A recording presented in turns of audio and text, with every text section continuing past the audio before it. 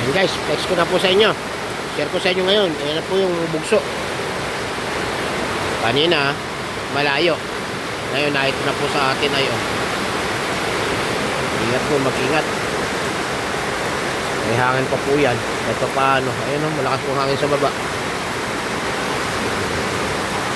Ayan, hanggang Barreto. Hindi na makita yung bundok guys. Yan na, parating na rito yung malakas na ulan. Gala ko pa naman dalawin yung kapatid ko ngayon kaso malakas naman ang ulan, bukas na lang siguro. Dalawin ko siya doon sa Pundakit. Ingat po lahat. Malakas po yan, may bugso. Yan, salamat. Nililipat ng hangin. Maganda. At nakapupunta na sa bundukan. Sa walang bahayan.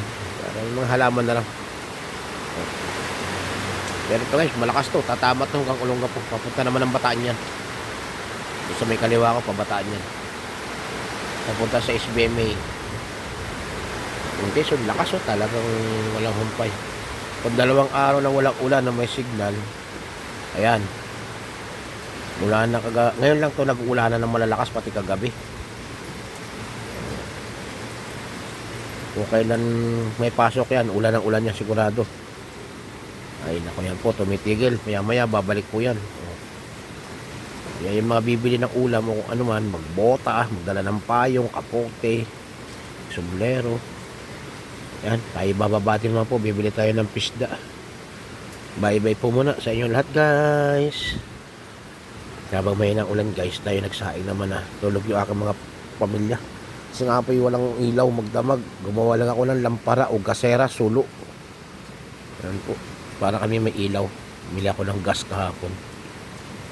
Tayo sanay naman sa mga ganong ilaw gumawa ng gasera o sulo, lampara. Kasi mas gusto ko po yun kaysa sa kandila. Kasi po pag natulugan ng kandila or napadikit, naku po na natunaw yun. Yun ang sinasabi na. Yung pong gas, as long na nakasabit siya, wala naman. Wala tayo magkabila. Ang tabi niya, yero.